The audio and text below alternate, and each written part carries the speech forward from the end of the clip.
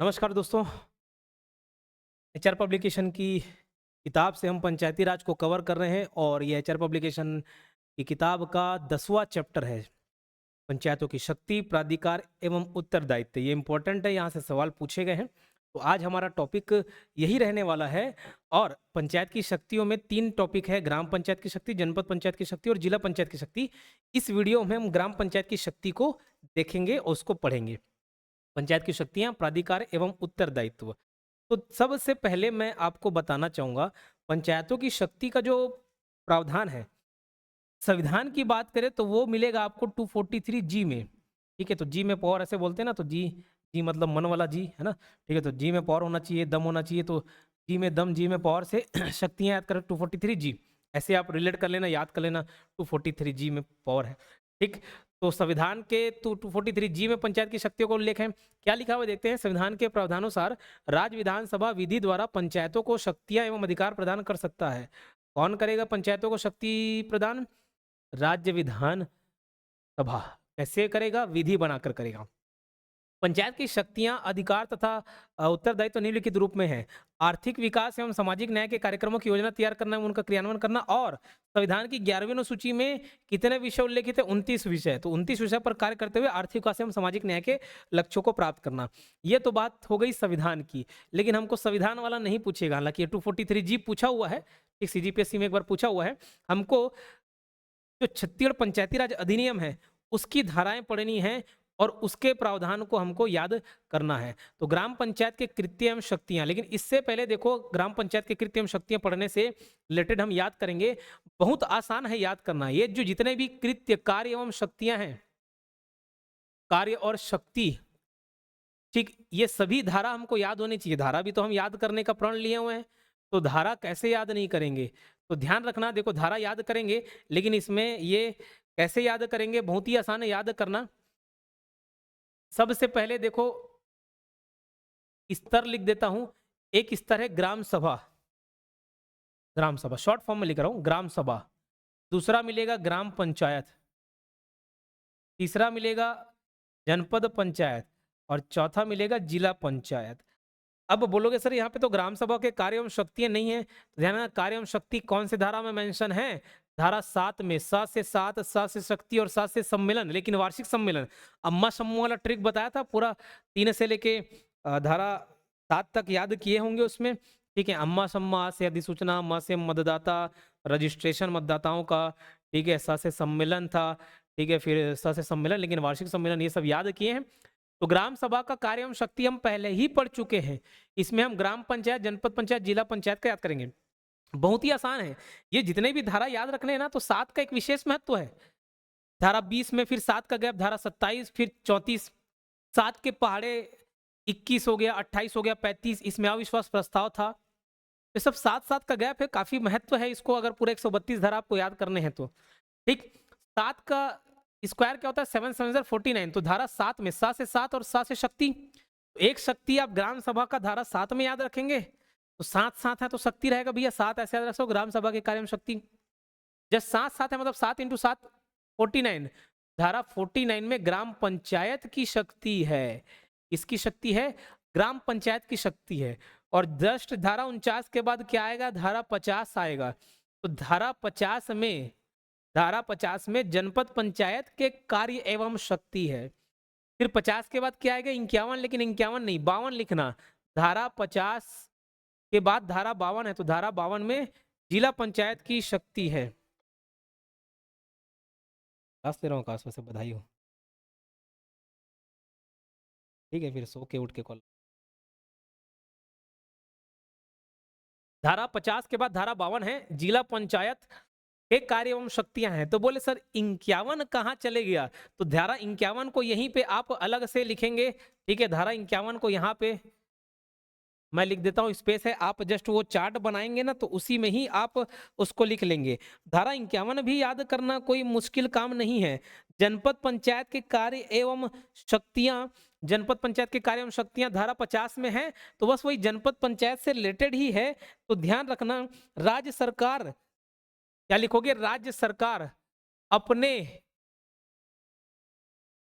कार्यों को, राज्य सरकार द्वारा, देखो जो एक्चुअल धारा है राज्य सरकार द्वारा अपने कतिपय या कृत्यों को जनपद पंचायत एवं जिला पंचायतों को सौंपने की शक्ति, ये सब बात है। तो अगर एक्चुअल आसान भाषा में लिखना है तो कैसे लिख सकते हो, राज्य सरकार अपने कार्यों को जनपद पंचायत और जिला पंचायत को सौंप सकती है। ये इजी लैंग्वेज में लिख लेना। तो जनपद पंचायत धारा 50 में पढ़े, धारा 52 में जिला पंचायत पढ़ेंगे, लेकिन 50 और 52 के बीच में धारा 51 आ जाता है, जो ये कहता है कि राज्य सरकार अपने कार्यों को जनपद पंचायत और जिला पंचायत को सौंप सकती है। ठीक है, उसका सौंपा जाना धारा 51 में मेंशन है। ठीक है, और अब जब धारा 52 पढ़े हैं तो धारा 53 भी याद कर लेंगे, क्या तकलीफ है, क्योंकि ये मिलता जुलता है। धारा 53, तो भैया धारा 53 में राज्य सरकार की शक्ति है, लेकिन राज्य सरकार सब शक्ति देख रहे हैं, तो भैया तो राज्य सरकार की भी शक्ति देख ले। जिला पंचायत के बाद क्या आएगा, राज्य सरकार आएगा, तो राज्य सरकार की शक्ति, लेकिन ये राज्य सरकार की शक्ति किस संबंध में, तो पंचायत के कृत्यों के संबंध में राज्य सरकार की शक्ति। ठीक है, मतलब पंचायत क्या क्या करेंगे उसके संबंध में, पंचायत के कृत्यों के संबंध में। हौच पच हो गया, लेकिन जो बोल रहा हूं उसको सुन के लिख लेना। राज्य सरकार की शक्ति धारा 53, लेकिन किस संबंध में, पंचायतों के कृत्यों के संबंध में राज्य सरकार की शक्ति। ठीक है, क्या क्या हमने देखा, हमने देखा आर्टिकल 243 जी जो संविधान का है, और जी मतलब मन, वहां से जी में दम है बोलते हैं ना, जी में पावर, तो 243 जी में संविधान के अनुच्छेद 243 जी में पावर का उल्लेख है, पंचायत के पावर का। और 29 विषय 11वीं अनुसूची में जो बताया गया 29 विषय उन संबंधी काम बना कर सकती है। ये सब बातें गई, बट हमारे लिए इंपॉर्टेंट क्या है, छत्तीसगढ़ पंचायती राज अधिनियम 1993 उसके अध्याय 6 के अंतर्गत धारा 49 में सब उल्लेखित है। तो भैया अध्याय 6 भी देखेंगे और धारा 49, तो मैं स्टार्टिंग से बताया धारा 7 साथ रहेंगे, शक्ति रहेगी, साथ से साथ सम्मेलन। तो ग्राम सभा के कार्य, शक्ति और सम्मेलन धारा 7 में उल्लेखित है, तो कार्य और शक्ति के बारे में भी देख रहे हैं धारा 7 में। ग्राम सभा, फिर 7 × 7 49 में ग्राम पंचायत की शक्तियां और कार्य, फिर 49 के बाद आएगा 50 में जनपद पंचायत का, फिर जिला पंचायत में 51 में ना होकर 52 में है जिला पंचायत। तो 50 और 52 के बीच 51 में क्या दिया हुआ है, राज्य सरकार अपने कार्यों को जनपद पंचायत जिला पंचायत को सौंप सकती है। ठीक है, फिर धारा 53 में जिला पंचायत की कार्य में शक्ति है, धारा 52 है। धारा 53 में क्या है, जिला पंचायत के ऊपर कौन है, राज्य सरकार, तो राज्य सरकार की शक्ति, लेकिन किस संबंध में, पंचायत के कृत्यों के संबंध में। तो मेरे ख्याल से ये धारा आपको याद हो गए होंगे, धारा भी बहुत इंपॉर्टेंट है, वो भी आपको याद रखना है। अब आज का हमारा टॉपिक है, धारा मैं याद करा दिया आपको, आज का हमारा टॉपिक है धारा 49, धारा 49 जिसमें पंचायतों के कृत्य एवं शक्ति है। अच्छा, तो जब मैं धारा 49 याद करा दिया, तो धारा 49 का भी आप याद कर लें, उसको भी मैं याद करा देता हूं। धारा 49 में कार्य ग्राम पंचायत की शक्ति है, तो धारा 49 का में अन्य कृत्य है, ग्राम पंचायत के अन्य कृत्य, अन्य कार्य और शक्तियां। तो ग्राम पंचायत के कार्य और शक्ति धारा 49 में है, और ग्राम पंचायत के अन्य कृत्य किस में है, 49 का में है, बस उसको याद रख लेना। चलो, अब इसके अंतर्गत हम प्रावधान पढ़ेंगे, टोटल कितने पॉइंट है, तो ध्यान, ग्राम पंचायत के कृत्य एवं शक्तियों के टोटल 30 पॉइंट बताए गए हैं। इस नंबर को भी आप याद रखेंगे, टोटल कितने पॉइंट बताए गए हैं, 30। अब इसको कुल मिला के आपको पढ़ना है, रीड मारना है, रटना है, और कुछ नहीं कर सकते आप 4-5 बार रीड। लेकिन मैं आपको थोड़ा सा इजी बना देता हूं, मैं भी पढ़ लेता हूं साथ में, और आपको थोड़ा इमेजिन करा लेता हूं। और ध्यान रखना, ग्राम पंचायत, जनपद पंचायत, जिला पंचायत में जो सबसे इंपॉर्टेंट है वो है ग्राम पंचायत, इसके कार्य शक्ति को आपको याद रखना है। तो अब देखो कैसे याद करोगे, प्रावधान छत्तीसगढ़ पंचायती राज अधिनियम 1993 की धारा अध्याय 6 के धारा 49 में उल्लेखित है, अच्छी बात है। इस धारा के अंतर्गत 30 उपधाराओं का वर्णन किया गया है। छत्तीसगढ़ पंचायती राज अधिनियम 1993 के धारा 49 का में ग्राम पंचायत के अन्य कृत्यों का उल्लेख है। ठीक है, ये 30 उपधारा तो है ही, साथ ही साथ याद रखना, इसी 30 उपधारा के अंतर्गत 2004 में पंचायती राज अधिनियम, पंचायती राज एक्ट के अंतर्गत संशोधन करके 2 और पॉइंट जोड़े गए। हालांकि संख्या 30 ही है, वो 30 की उपधारा के अंतर्गत और उपधारा में 2 पॉइंट और जोड़े हैं। ठीक है, तो वो जो 2 पॉइंट बाद में जोड़े हैं, 2 काम बाद में जोड़े हैं, उसको भी याद करना हमारे लिए इंपॉर्टेंट है। तो बोले सर अभी पढ़ा दो, नहीं, वो जो 30 पॉइंट तक पहुंचेंगे तब हम लोग देखेंगे बीच में। अब ये 30 पॉइंट क्या क्या है उसको हम लोग डिटेल में देख लेते हैं। याद करोगे कैसे, तो आप समझना, जैसे ही आप उठते हो आप इमेजिन करते चलो, ऐसे रीड मारोगे बहुत कंफ्यूजन होगा, लेकिन आप इमेजिन करोगे, मैं जैसे जैसे बता रहा हूँ, आंख बंद करो, और आंख बंद करके जैसे जैसे मैं बोल रहा हूँ वैसे वैसे आप करें। तो भैया आंख बंद किए, आपने आंख बंद किया, भैया सुबह उठते हो, ठीक है, सुबह उठते हो, क्या करते हो, नॉर्मल दैनिक क्रिया काम करते हो, साफ सफाई करते हो, ठीक है। तो नहाने धोने का, साफ सफाई करने का और वॉशरूम वगैरह जाने का, तो वो सारा चीज यहाँ पे है। ठीक, सारा चीज यहाँ पे है। नहाना धोना और पालतू पशुओं के पीने एवं साफ सफाई के लिए जल स्रोतों के निर्माण एवं अनुरक्षण ये कर लिए। ठीक, अब भैया आपके खुद के घर के अंदर अगर नहाने की व्यवस्था है तो अच्छी बात है, और नहीं होगे तो आप पानी पीने के लिए, नहाने के लिए, धोने के लिए कहाँ जाओगे? बाहर जाओगे कुओं वगैरह में। तो सार्वजनिक कुओं, तड़ागों और तालाबों का निर्माण, मरम्मत और अनुरक्षण तथा घरेलू उपयोग के लिए जल प्रदाय, ये सब काम किसका है? ग्राम पंचायत का है। मैंने बोला ना, इमेजिन कर लेना, इजीली याद हो जाएगा। आप उठे, नहाए धोए, नहाना धोना काम हो गया, नहाने धोने और पालतू पशुओं के पीने एवं साफ सफाई के लिए जल स्रोतों के निर्माण और अनुरक्षण। पानी पीते हो, ठीक है, तो घरेलू उपयोग के लिए जल प्रदाय ये काम हो गया। बाहर जा रहे हो, अगर घर में पानी पीने के लिए नहीं है, नहाने के लिए नहीं है, तो बाहर जा रहे हैं कुआं तालाब, तो सार्वजनिक कुआं तालाब और तालाबों के निर्माण, मरम्मत और अनुरक्षण तथा घरेलू उपयोग के लिए जल प्रदाय, ये बात यहाँ पर दे दी गई। ठीक है, और स्वच्छता साफ सफाई भी कर रहे हो घर भर की। अब आप बाहर निकलते हो, ठीक है, तो बाहर निकले, जैसे ही आप घर के बाहर निकले तो घर के बाहर इमेजिन करो क्या है? सड़क है। ठीक है, सड़क है, सड़क के बाजू में क्या है? नाली है। तो ग्रामीण सड़कों, पुलों और नालियों का निर्माण और अनुरक्षण, और ये सीजीपीएससी एडीओ 2012 में पूछा भी जा चुका है, और साइंटिस्ट ऑफिसर 2018 के एग्जाम में भी पूछा जा चुका है। ठीक है, अब देखो, तालाब कुआं वाला तो पॉइंट पढ़ लिए, है ना? उससे रिलेटेड एक और एक चीज है, उपयोग में ना लाए जाने वाले कुआं, अस्वच्छ तड़ागों और गड्ढे को भरना, किंतु सीढ़ीदार कुएं या बावड़ियों को स्वच्छ कर उपयोग में लाना, ये पॉइंट भी पढ़ सकते हो। ठीक है, सार्वजनिक सड़कों, संडासों, नालियों, तालाबों को और अन्य सार्वजनिक स्थलों की साफ सफाई और अनुरक्षण, तो सब तो पढ़ी ली ना। सुबह उठे और कहाँ जाओगे? संडास जाओगे। बोलने में अजीब लगता है, लेकिन सुबह जाके ही तो जाओगे क्या संडास? तो सुबह उठे, संडास गए, नहाए धोए, ठीक है, बाहर कुआं तालाब में गए, साफ सफाई किए, बाहर घूमने निकले तो सड़क मिला, पुल मिला, नाली मिला, यही सब तो नॉर्मल ऊपर का 6 पॉइंट याद हो गया। ठीक, अब घूमते घुमाते रात हो गया, घूमते घुमाते रात हो गया, तो रात को जब आप वापस घर आते हो तो भैया रास्ते में स्ट्रीट लाइट चमकता हुआ मिलता है कि नहीं मिलता?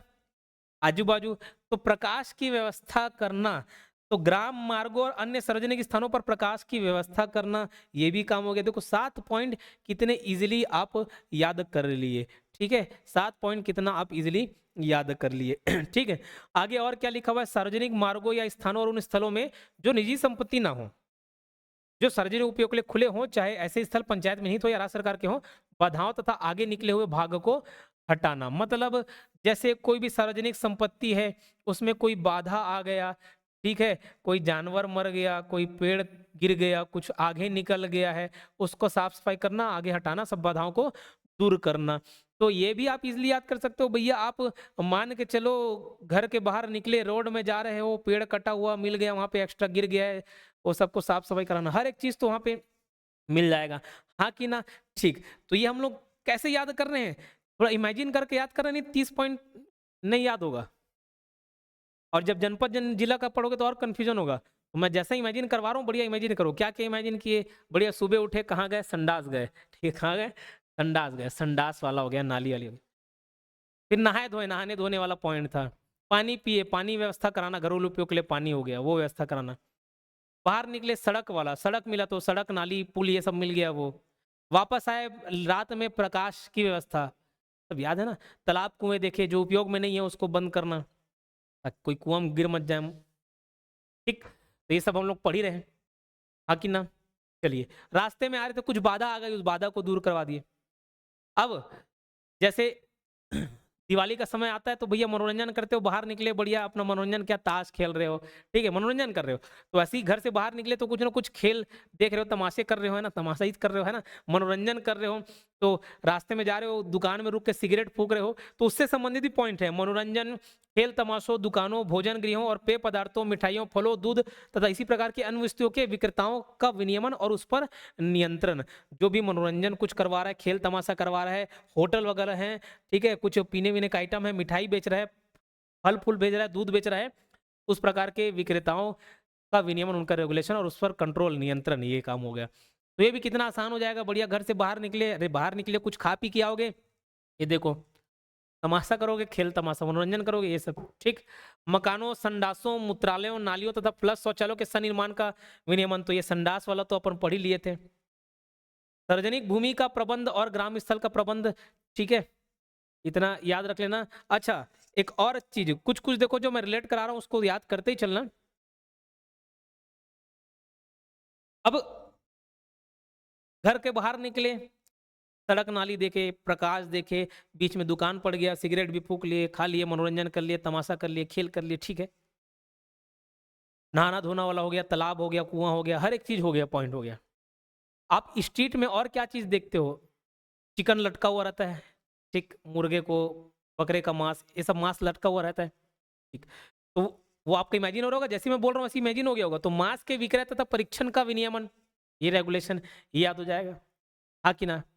आप घर में बैठे रहते हो, घर से बाहर निकलते हो, कचरा गाड़ी देखते होगे, सुबह सुबह गाड़ी वाला आया, घर से कचरा निकाल, तो कचरा वाला पॉइंट याद रख लेना। कचरा इकट्ठा करने के लिए पृथक स्थान का निर्धारण कर लेना। बाहर निकलते होगे, या तो आपके घर में भी कोई कुत्ता होगा, कोई जानवर, कोई पालतू जानवर होगा, बाहर निकलते होंगे कुत्ते, अगर आप किसी को बिस्किट रोटी देते होगे तो कुत्ते लोग आते होंगे, गाय लोग आते होंगे इस उम्मीद में।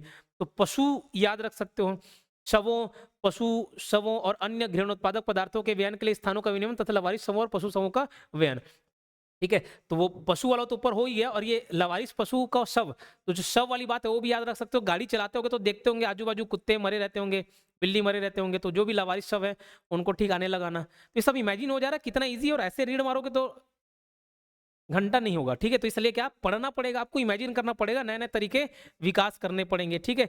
ग्राम पंचायत की संपत्ति का अनुरक्षण, तो ग्राम पंचायत का काम ही है भैया उसकी संपत्ति का अनुरक्षण, मतलब रक्षा। तो रक्षा करोगे ना कि तोड़ फोड़ दोगे उसको। आवारा पशु के लिए कांजी हाउस का निर्माण एवं प्रबंध, साथ ही पशुओं से संबंधित अभिलेख रखना, ठीक है। आप गाड़ी निकालते हो भैया, कुछ क्या बोलते हैं, कुत्ते मरे पड़े हुए हैं, कभी कभार कोई गाय लोगों को भी ठोक के भग जाता है, या आप देखे होंगे कि कुत्ते ऐसे ही घूम रहे हैं, गाय घूम रहे हैं, तो भैया उनके लिए कांजी हाउस, वैसे पशुओं के लिए, आवारा पशु के लिए कांजी हाउस का निर्माण करना, ठीक। अब अगर घर में आपके कोई लड़का पिचका गया होगा, या आप शादी किए होंगे, तो अगर नगर क्षेत्र में तो नगर पंचायत में जाते होंगे, ग्राम क्षेत्र में तो ग्राम पंचायत जाते होंगे, तो भैया जन्म मृत्यु प्रमाण पत्र वहीं बनता है, तो जन्म मृत्यु और विवाह संबंधी अभिलेखों को रखना, ठीक है। तो अभिलेखों, रिकॉर्ड को रखना, जन्म मृत्यु और विवाह संबंधी अभिलेखों को रखना, ये आप याद कर लेना, ठीक है।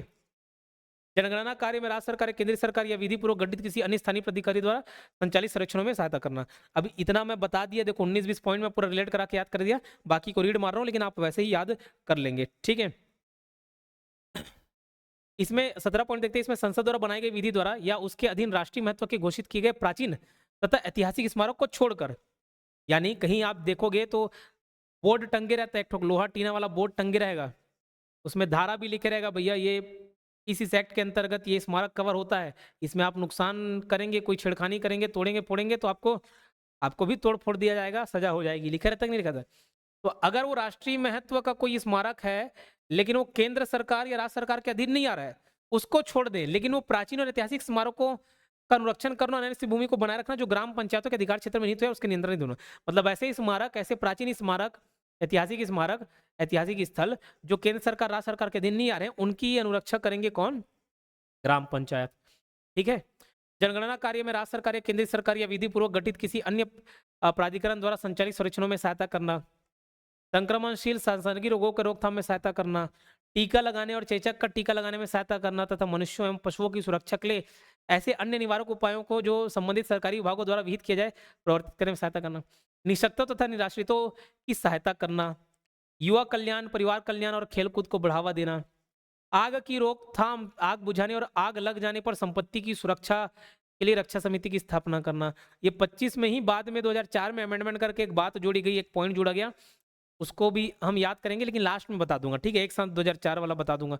26 वृक्षारोपण तथा पंचायत वनों का संरक्षण, घर से बाहर निकलेंगे पेड़ पौधे भी देखेंगे, वृक्षारोपण, दहेज जैसी सामाजिक बुराइयों को दूर करना, आप ही शादी कर रहे हो, देख रहे हो एक गवर्नमेंट जॉब लग जाए तो अच्छा दहेज लूंगा, गंभीर तथा आपाती मामलों में निर्धन व्यक्तियों के लिए चिकित्सीय सहायता की व्यवस्था करना तथा किसी सदस्य के अंत्येष्टि का प्रायोजन करना, और राज्य सरकार मतलब उसके अंतिम सरकार की व्यवस्था करना, तो राज्य सरकार द्वारा संचालित योजनाओं के माध्यम से ऋण मुहैया कराना, एक इन सब कार्यों के लिए राज्य सरकार कलेक्टर या किसी प्राधिकृत अधिकारी द्वारा अनुसूचित जाति मतलब ST/SC OBC की दशा को सुधारने के उपायों के संबंध में तथा विशेषता अस्पृश्यता मतलब छुआछूत निवारण के संबंध में दिए गए और जारी किए गए निर्देशों आदेशों का क्रियान्वयन करना, उसका पालन करना, राशन वितरण के लिए सार्वजनिक वितरण प्रणाली के अंतर्गत उचित मूल्य की दुकानों की स्थापना, संचालन, देखरेख एवं निगरानी करना। अब देखो दो बातों को आप याद रखेंगे दो बात याद रखेंगे जो 2004 में संशोधन करके यहाँ पे जोड़ा गया है। एक उपधारा 25 के अंतर्गत जोड़ा गया है और एक 29 के अंतर्गत जोड़ा है। एक उपधारा 25 के अंतर्गत जोड़ा है, क्या जोड़ा गया, नंबर याद करने की जरूरत नहीं है, तो लिखना कि जरूरतमंद व्यक्तियों को निःशुल्क खाद्यान्न की व्यवस्था मूलभूत कार्यों के लिए मिलने वाली अनुदान राशि से करना। ये लिख लेना, जरूरतमंद व्यक्ति को जरूरतमंद जरूरतमंद व्यक्तियों को निःशुल्क खाद्यान्न की व्यवस्था, जरूरतमंद व्यक्तियों को निःशुल्क निःशुल्क 5 मिनट निःशुल्क खाद्यान्न की व्यवस्था मूलभूत कार्यों के लिए मिलने वाली अनुदान राशि से करना। ठीक, ये बात याद रखेंगे। और एक उपधारा 29 में पॉइंट जोड़ा गया था, उसको भी लिख लेना। ऐसा कार्य जो राज्य सरकार, जनपद पंचायत, जिला पंचायत आदेश करे, वो बात आप लिखेंगे। ऐसा कार्य जो राज्य सरकार, जनपद पंचायत, जिला पंचायत आदेश करे, इसको ग्राम पंचायत को, वो कार्य भी करेगा। और 29 के अंतर्गत ही एक और पॉइंट जोड़ा था, जनपद पंचायत के पूर्वानुमोदन से ऐसे कार्य जो ग्राम पंचायत को ठीक लगे। तो भैया अभी बोले सर 29 के अंतर्गत एक पॉइंट आप बताए, ऐसा कार्य जो राज्य सरकार या जनपद पंचायत या जिला पंचायत निर्देशित करे, निर्देश दे, उनको करेंगे। तो अभी फिर बोल रहे हो कि जनपद पंचायत के पूर्वानुमोदन से, रिपीट है क्या? रिपीट नहीं है, ये काम निर्देश देंगे लोग तो मजबूरी में करना पड़ेगा। और ग्राम पंचायत को कोई काम ठीक लगता है, वांछनीय लगता है, इच्छा है उसकी करने की, तो वो जनपद पंचायत से अनुमोदन ले लेगा और कर लेगा। तो ये सब बात आप याद रख लेना, 2004 में ये सब बात जोड़ी गई है। बोले सर इतना ही क्या? नहीं, अन्य कार्य भी याद रख लेना। पॉइंट नंबर टोटल 30 पॉइंट है। ग्राम पंचायत के अन्य कार्य जो 49 का में दिया गया है, इसमें इतनी सारी बातें हैं, लेकिन पूरा का पूरा आपको याद नहीं रखना है। जो जो पॉइंट बता रहा हूँ उसको आप याद रख सकते हो। जैसे पहला इंपॉर्टेंट, पंचायत क्षेत्र के आर्थिक विकास तथा सामाजिक न्याय के लिए वार्षिक योजना तैयार करना और उसे जनपद पंचायत की योजना में सम्मिलित किया जाने के लिए विहित समय के भीतर जनपद पंचायत को प्रस्तुत करना, उसको रिपोर्ट करना। ठीक, आधारभूत नागरिक सुविधाओं की योजना तैयार करना, उनका प्रबंध करना।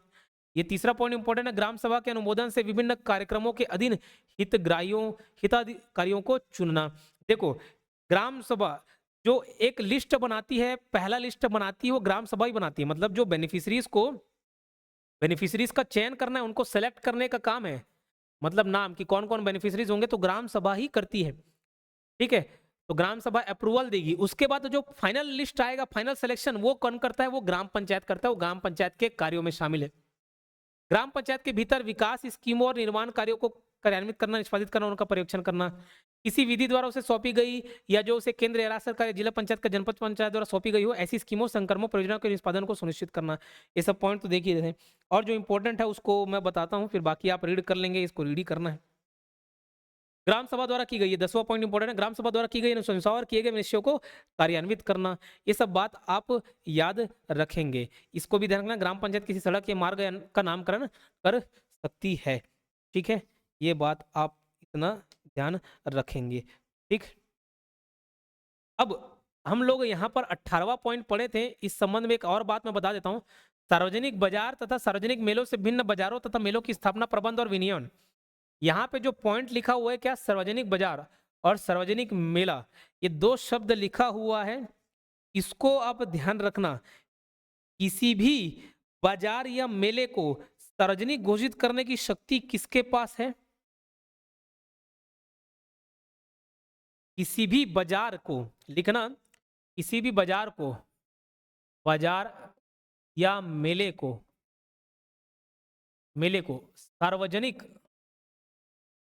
सार्वजनिक बाजार या मेला घोषित करने का अधिकार किसके पास है? राज्य सरकार के पास है। किसके पास है? राज्य सरकार के पास है। अब उसके बाद सार्वजनिक मेले और बाजार का प्रबंधन का काम किसका होता है? तो याद रखना, घोषित कर दिए किसी मेले बाजार को, सार्वजनिक बाजार या मेला घोषित करने का काम राज्य सरकार है। फिर इसका प्रबंधन, इसका मैनेजमेंट करने का काम किसका है? जनपद पंचायत का। तो बोलोगे सर यहाँ पर तो ग्राम पंचायत के अंतर्गत कार्य बता दिया, तो वही मैं बताना चाह रहा हूँ। सार्वजनिक बाजारों तथा सार्वजनिक मेलों से भिन्न बाजारों, तो ये वाला जो पॉइंट है, सार्वजनिक बाजार से सार्वजनिक मेलों का प्रबंधन कौन करता है? जनपद पंचायत करते हैं। इसके अलावा इससे भिन्न बाजारों तथा मेलों की स्थापना, प्रबंध और विनियमन का काम कौन करेगा? ग्राम पंचायत करेगा। तो 3 बातें बता दिया। नॉर्मल मेला बाजार है, उसका प्रबंधन ग्राम पंचायत करेगा। सार्वजनिक बाजार, सार्वजनिक मेलों का प्रबंधन कौन करेगा? जनपद पंचायत करेगा। ये सार्वजनिक घोषित करने का अधिकार किसके पास है? राज्य सरकार के पास है। और मैं एक चीज देख रहा हूँ, धीरे धीरे आप लोगों का रुझान ये शायद पंचायती राज की तरफ से हट रहा है, व्यूज घट रहे हैं, लोग देखना पसंद नहीं कर रहे, ऐसा मुझे लग रहा है, देखना नहीं चाह रहे हो। कोई सवाल पूछो तो कोई रेस्पॉन्स नहीं, कोई कमेंट बॉक्स में कुछ बोलते नहीं हो, लिखते नहीं हो, ठीक है, लाइक भी नहीं करते, तो ये अच्छी बात नहीं है, ठीक है। तो अब नेक्स्ट वीडियो आने में थोड़ा सा टाइम लगेगा, तब तक आप ये सब रिवाइज करेंगे और थोड़ा एक्टिव रहा कीजिए, कमेंट बॉक्स में रिप्लाई भी किया कीजिए, आप करते नहीं हो।